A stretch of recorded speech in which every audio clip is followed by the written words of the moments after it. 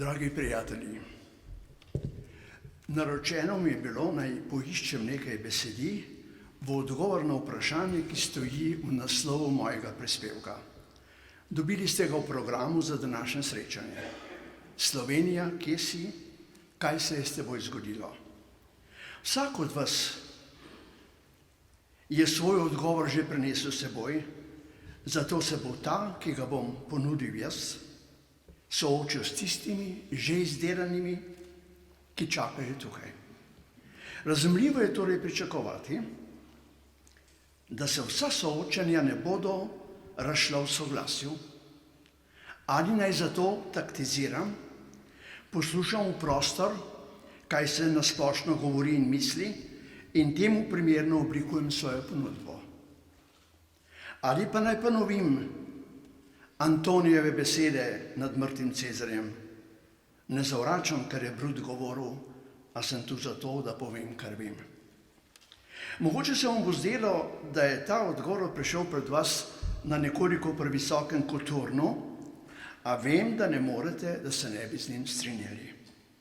Če namreč hočemo priti k sebi, vsak zase, vsi skupaj in nazadnje cel narod, smemo dati pravico javnosti samo tistim stavkom, ki so prej mogli iti skozi mrežo naših izkustev in naše pameti.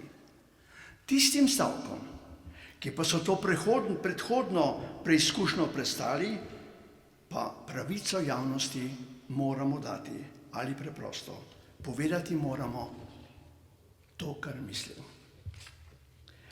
Antonij, ki je govoril nad mrtvim Cezarjem, je bil, kakor vemo, nekoliko lisjak. Jaz lisjak nisem, lahko pa da stavke, ki jih bom povedal tukaj, nimajo pravice do moralnega in stvarnega certifikata. Vem pa, dobro vem, da sem bil prisiljen dolga leta te stavke pošiljati skozi vedno gostejšo mrežo izkustva in pameti, če sem jo sredi enoumja, ki je vedno tudi brezumje, hotel obdržati človeško in za silo uporabno. Desetletja in desetletja smo morali to početi vsi, saj ne morete, da se ne bi spominjali. Vsi Slovenci, pravzaprav ne vsi, odkot sicer toliko slovenske poškodovanosti in vdaje. Torej, o čem naj govorim? O dokapitalizaciji Slovenije?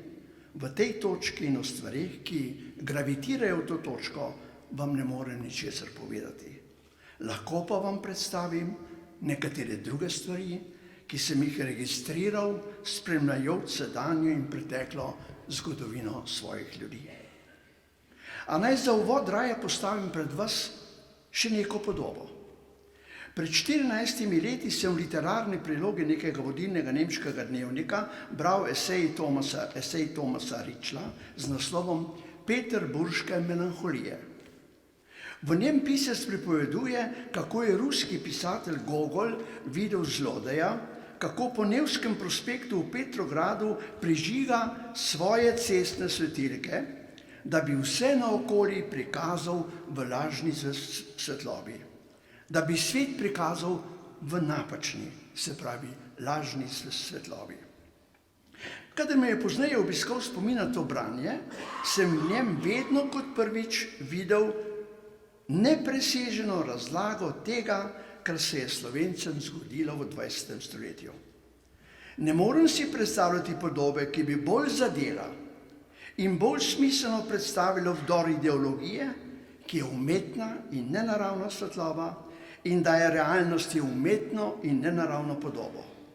Dve počeli sta v slovenskem 20. stoletju si stali nasproti. Naravna misel in naravni jezik in umetna misel in umetni jezik ali ideologija. Kakor vsi drugi narodi smo tudi Slovenci mednarodni subjekt, zato nam je zmaga umetne in nenaravne svetlobe ali ideologije, do katerega je v Sloveniji prišlo v 20. stoletju, bila v določeni meri naložena od zunaj. Ker pa smo vendarle subjekt, ki ga označuje suverenost kulturne in politične identitete, Smo za izstop iz območja naravnega v območje umetnega v zadnji analizi krivi tudi ali predvsem sami. A vstop v območje umetnega je potem ohranil značaj ekskurzije, polstoletne ekskurzije, in mu ni bilo dovoljeno postati zgodovina. Zato moramo sedaj izpeljati vrnitev. Vrnitev v območje naravnega. Vrnitev je tista središčna beseda sedanjega časa, nad katero bi morala krožiti naša misel, da bi razumela logiko vrnitve in njen itinerarij. Vrnitev v območje naravnega mora postati ekonomski, kulturni in politični program sedanje zgodovine. V tem ni nič poljubnega, nekaj, kar bi mogli še izbirati ali za kar bi se lahko še opredeljevali ali odločali, ampak je nekaj, kar stoji pred nami kot preživetveni aksiom. Naj že sedaj povem, kaj mislim, da je treba v sedanjem času posebej in konkretno vedeti in narediti. Vsega drugega se bomo v okviru raziskovanja sedanjega časa pozneje dotaknili. Danes pa gre za naslednje. Vrnitev v območje naravnega bo omogočil le velikopotezen politični načrt, ki bo lahko nastal in se postavil samo v okviru novega družbenega dogovora, h kateremu bodo pristopile vse tiste izvorno demokratične sile, ki se bodo pripravljene potegovati za dvotretjinsko zasedbo državnega zbora, s ciljem, da sprejmejo novo ustavo in v njenem okviru in na njeni osnovi mirovno pogodbo po državljanski vojni. Izvorno besedilo novega družbenega dogovora bo moralo biti načelno, da bo lahko nosilo politično perspektivo in moralo bo biti določno in konkretno, da bo lahko tudi obvezno. In podpisnice bodo morale tako zelo razumeti pomen tega dogovora, da bodo mogle poskrbeti, da bo vsakemu Slovencu, dobesedno vsakemu, znano, da gre za drugi plebiscit. Volitve s plebiscitnim značajem bodo omogočile ustavno podlago za drugo republiko. Promotorji prve republike leta 1990 so, zanašajoč se na tradicionalne parametre človekove narave, verjeli, da se boljševiki po tolikem zgrmetju in po tolikih zločinih, ki so spregovorili iz nastalih ruševin, preprosto ne bodo več upali na forum. Da pa so to proti našemu pričakovanju kljub temu storili, s tem so dokazali, da so drugačni. Dokazali so, da so imeli nekoč prav tisti, ki so že takrat, ko so leninski agenti po zgledu na Nevskem prospektu tudi po slovenskih mestih in vaseh prižigali svetilke, ki so svetu dajale lažno podobo, da so tedaj hoteli slovenskemu svetu, že tedaj hoteli slovenskemu svetu dopovedati, da so ti ljudje predvsem drugačni. In o tem bi bilo sedaj treba nekaj povedati. Kako drugačni so torej boljševiki od drugih političnih in družbenih kompetentov? Njihova drugačnost sega tako visoko in tako globoko, da jo zajamemo samo s pojmom absolutne nevezanosti. Toda nevezanost je vseeno mogoče že izpeljano dejstvo in kljub vsemu drugotno. Prav na dnu vzgona, ki jih nosi, je oblast. V Orwellovem romanu 1984 razlaga O'Brien to stvar svoji žrtvi takole. Partija hoče oblast zaradi nje same. Nas zanima samo oblast. Ne bogatstvo, ne razkošje, dolgo življenje ali sreča. Samo oblast. Čista oblast. Oblast za nas ni sredstvo, oblast je cilj. Človeku, ki je oblast zagledal v taki luči, oblast pripada. Hotel sem že reči, da ima do nje pravico, a to ne bi bilo prav. Tu ni nobene pravice. Tu je samo dejstvo, da obstajajo ljudje, za katere sta človek in oblast ena stvar. Tu pa pride sedaj nevezanost v pomenu da več ne velja, kaj smem ali kaj ne smem, ampak samo kako. Pri komunistih je vsako vprašanje zgolj tehnično vprašanje. Samo kako. To je, mislim, Moša Pijadek je leta 1954 na 3. plenu CK-ja v obračunu z Džilasom dejal. Džilas misli, da je svoboden človek in komunist. Mislim, da komunist ni več. Jaz nisem svoboden človek, sem pa komunist. Svoboden človek. Svoboden človek, vidite, pomeni tudi ali predvsem stati v soju vprašanja, kaj človek sme in česa ne sme. Svoboden človek dokazuje svojo svobodo, da se tako sprašuje. To vprašanje postavlja svobodnega človeka. Ko so boljševiki 16. septembra 1941 dobre 4 mesece po okupaciji s tako imenovanim zaščitnim odlokom zaplenili narodu suverenost in obenem že vnaprej obsodili na smrt vsakega, ki bi se upal delovati za narodove koristi na način, kako se njemu zdi prav koristno in pametno, ali ki bi si celo drznil sodelovati z vojsko, ki je v domovini vzdrževala njegova legitimna vlada v Londonu, si ti ljudje tedaj vprašanja, ali se to sme ali ne sme, ali je dovoljna atentat na suverenost naroda med okupacijo. Ne samo niso postavljali, ampak zanje tega vprašanja sploh ni bilo. Vprašanje je bilo zgolj tehnično. Kako? Ko je mati slikarja Izidorja Moleta poleti 1945 na masovnem sestanku vprašala, naj povejo, kje imajo sina, so se tisti pri mizi in v prvih klopeh spogledali, potem pa so začeli na glas in prisrčno in dolgo smejati. Na tako težko razumljiv, v resnici pa na nerazumljiv način so boljševiki drugačni. Slovensko varianto tega čudenja ali te zgroženosti mi je izrazila Škindrova Vanika z Gradežna Turjakom nekoč takole. Takih, kot so bili tisti z gozda, ni bilo še nikoli nikjer. Edini zgodovinsko primerljivi ljudje so bili francoski jakobinci, ki so se še ravno pravi čas iz francoskih razsvetljencev razvili in izoblikovali na predvečer revolucije, da so mogli v njej ne samo sodelovati, ampak da so iz nje naredili to, kar je bila. Jakobinci so delovali kot protopartija s središčem v Parizu, z 2, potem 3 in potem 5000 podružnicami po celi Franciji, z disciplino primerljivo s poznejšo partijsko, z načrtnim polaščanjem ključnih mest v državni administraciji, zlasti v revolucijskem sodstvu in nazadnje, ko so imeli že vse v rokah, še z oficialnim prehodom iz tako imenovane konstitucionalne vlade v revolucionarno vlado. Z ideološkimi in političnimi podružnicami v Italiji, na Poljskem, v Avstriji in v Angliji so jakobinci se odzivali na kominternski instinkt partije.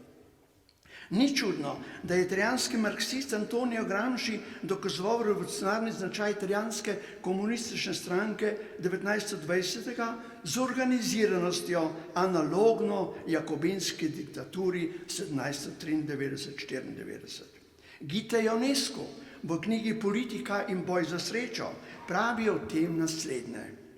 Tedaj so jakobinci z litjem državne in partijske oblasti v svojih rokah postali predhodniki tistih ideoloških in političnih partij, ki trdijo, da za javno srečo lahko poskrbi ljudstvo samo preko umestne centralne agencije partijske države. Zakaj govorim o tem? Zato, ker drugačnosti leninskega in s tem tudi slovenskega boljševizma, ki je bil gledan v celotnem kompleksu tako radikalen in tako celovit, da ga je samo tako mogoče nekoliko razumeti, da ga postavite ob začetni edenski upor. Non serviam, ne bom služil. Ampak to je bilo pred zgodovino. V zgodovini pa se je to zgodilo samo enkrat z jakobinsko-bolševiškim kompleksom v okviru nastajanja druge Evrope. Kar sem hotel povedati s to kratko aluzijo na to zgodbo, ni mogoče to, da to niso ljudje, s katerimi bi človek želel ob sobotah igrati tarok, ampak ljudje, s katerimi ni mogoče postavljati države. Da so to ljudje, s katerimi ni mogoče postavljati države. Saj to nekoliko že veste, mar ne? Naj vam posredujem majhno prepričljivo ilustracijo. Aleksandru Kerenskemu so do smrti, umrl je 1970 v Združenih državah, očitali, da kot predsednik začasne vlade 1917 ni odstranil Lenina, saj je vendar vedel, da ga vzdržujejo nemški fondi in kaj hoče.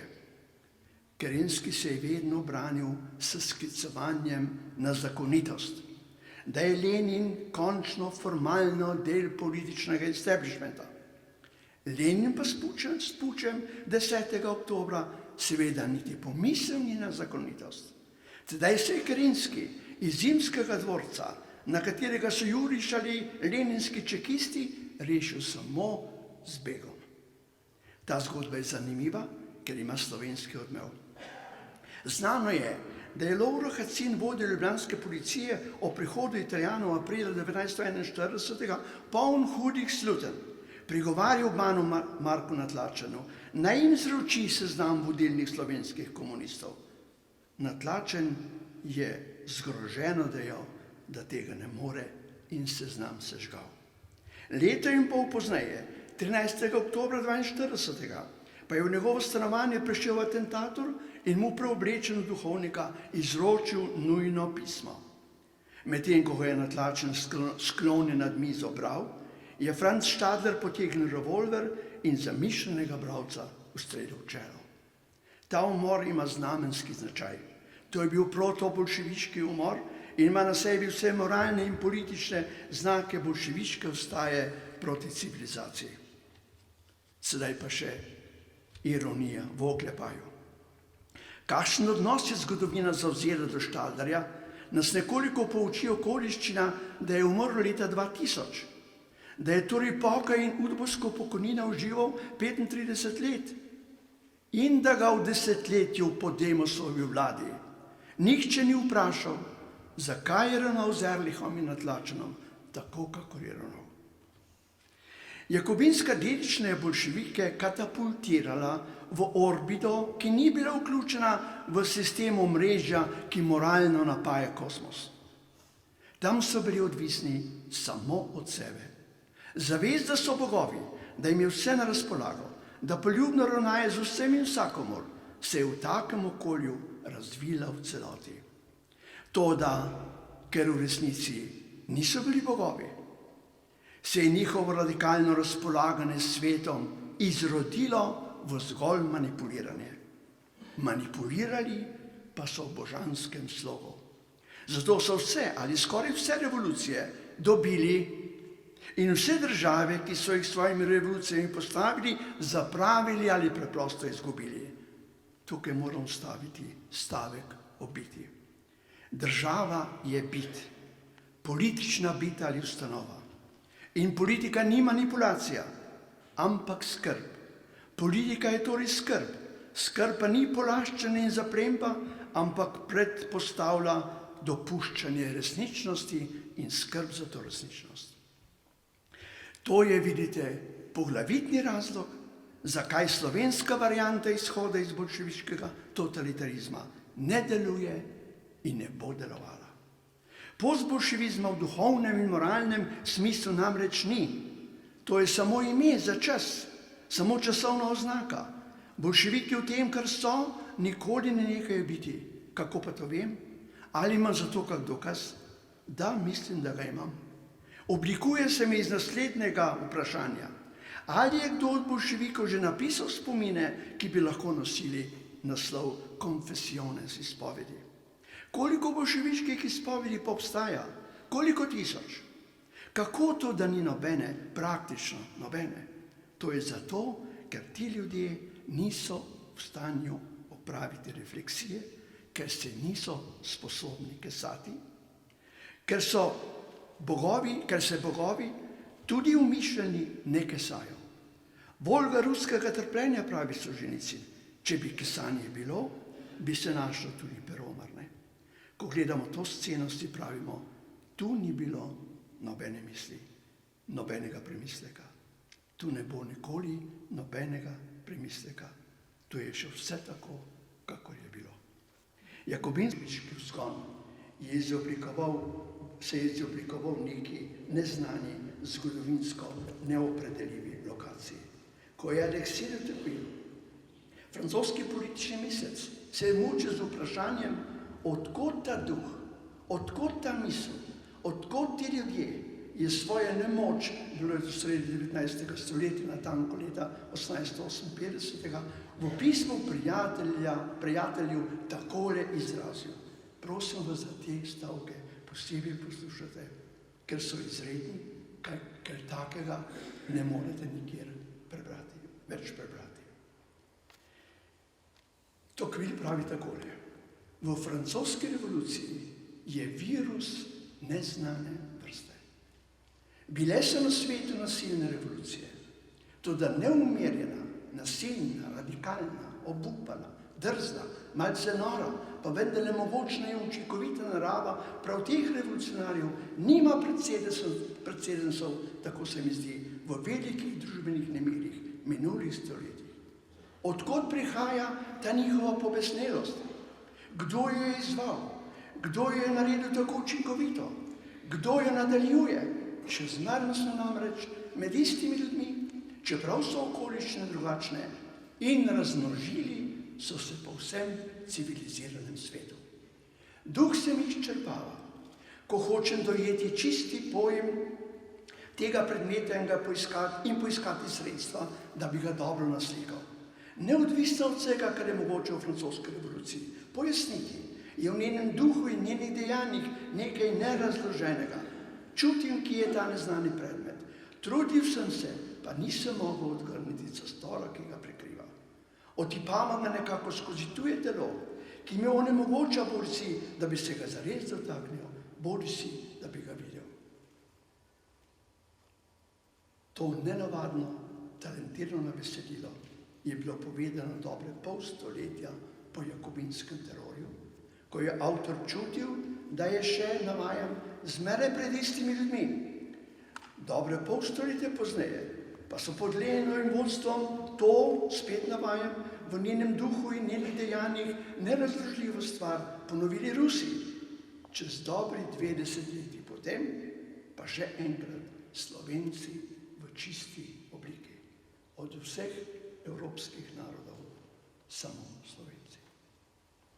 Še to zaskrbljujočo posebnost so pokazali Slovenci, da so invazijo tega virusa neznane vrste podprli silami, ki so se razvile na terenu domače tradicionalne kulture. Vsaka prihodna globlja analiza narodovega duha se bo morala s to pogubno gostoljubnostjo temeljito spopasti, pri čemer bo lahko svojo vznemirjenost izrazila z istimi stavki, kot je čutil, da jih mora izreči Aleksij de Tocqueville. Politično mladi narodi imajo vse razloge, da se vztrajno in zavestno uvajajo v zahteve, ki jih postavlja obstajanje v zgodovini. Zgodovina zahteva predvsem 2 duhovni pridobitvi, identiteto in suverenost. Zavest identitete in zavest suverenosti. Vsako od obeh stanj predstavlja seveda neko silo, neko moč, neko energijo, a to ni dovolj. Vsako mora imeti tudi sociološko in politično formo, ki ima daje razumnost in učinkovitost. V tej obliki se pravi ustanova. Življenje v zgodovini je možno samo preko ustanov. In če sedaj pomislimo na človeka, ki je najmočneje legitimiral bolševiško agresijo na slovenski narod, se nam spet in spet trdovratno vračata 2 nemalo protislovni sili njegovega vzgona. Na eni strani pripadnost krščanski duhovni substanci, temu, kar poimenujemo z besedo kredo, in drugič globoko nezaupanje in celo primarni odpor in sovraštvo do ustanove, ki je objektivni družbeni prostor vsega, kar beseda kreda nosi. Krščanstvo in cerkev, duh in ustanova, sprejetje enega in zavračanje drugega. Kako pa se je moglo zgoditi, da je Edvard Kocbek zavrgel cerkev, ker je ustanova, sprejel pa partijo, ki je bila 100-krat in 1000-krat in 100 000-krat bolj ustanova, kakor je bilo to, kar je zavrgel. Konec koncev je tisto, kar nazadnje odloča, politična kultura, ki je pa seveda ni, če ni splošne kulture. To velja za nosilce demokracije, kakor tudi za njene bolj ali manj visoke uradnike. Ko je predsednik republike dr. Danilo Tirh v nedeljo 8. marca 2009 na obisku v Trbovljah povezal Barber in Rose s pojmom drugorazredna tema, bi čisto lahko pozneje pomislil sam, ali pa bi ga na to opozoril kateri od njegovih uslužbencev ali prijateljev. Da je bil to faux pas, po katerem se preprosto ni več mogoče vrniti na oder. Moralna glomaznost trbovljskega incidenta v vsej velikosti se je pokazala šele potem, ko se je dogodek odigral. Tega bonusa morda ne dovoljuje, a čas, ki ga ima tu na voljo za premislek, bi moral imeti vsaj začetne možnosti za uvidevno oceno. Da pa drugorazrednost hude jame ni izsilil kak tak trenutek, ampak je prišla naravnost iz konsolidirane ideološke osnove, lahko z gotovostjo sklepamo izgovora, ki ga je imel predsednik Tirh 26. aprila ob tako imenovanem dnevu upora proti okupatorju. Ta govor pa obsega 4 tipkane strani in ne traja 4 ure, raje več, in je v celoti izdelan z vzorno ideološko askezo.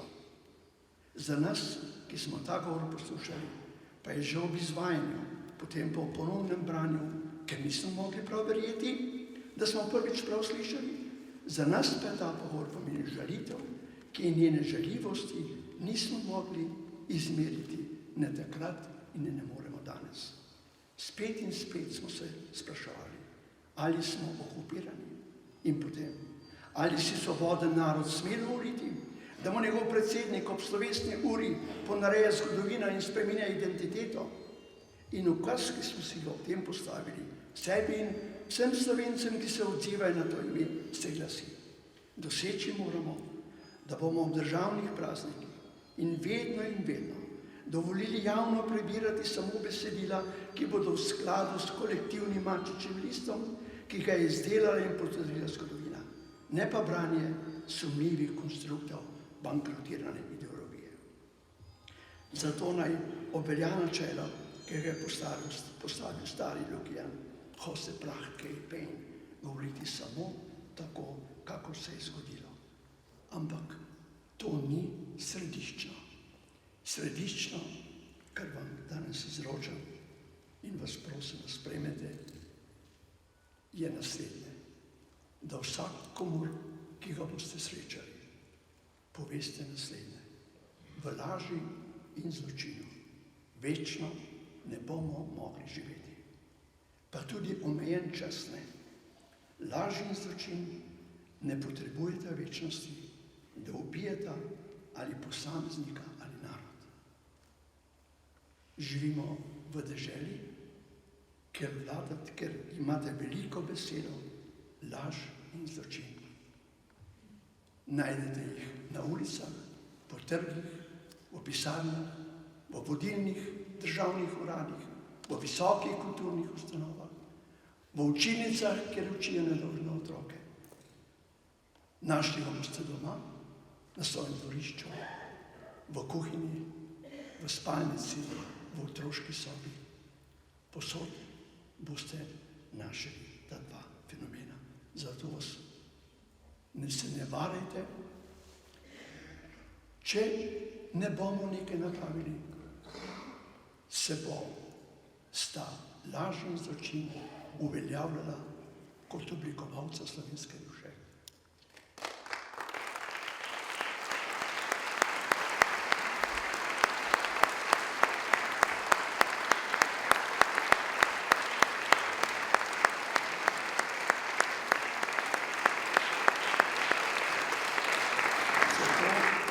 se vas drznil prositi še to. Slovenski katoličani smo posebej odgovorni za zgodovino. Mi smo aristokrati zgodovine. Posebej smo odgovorni za zgodovino. V vseh ključnih trenutkih zgodovine smo sodelovali in to zgodovino oblikovali. Danes pa je naša usoda taka, da nimamo nikogar razen sebe. Nimamo denarja, nimamo medijev, nimamo visokih političnih zvez, imamo samo sebe in svojo vest. In zato bi vas prosil, da si večkrat sami, pa tudi ljudje, na kateri imate vpliv, ponovite stavek: če ne bom jaz, ne bo noben. Če ne bom jaz,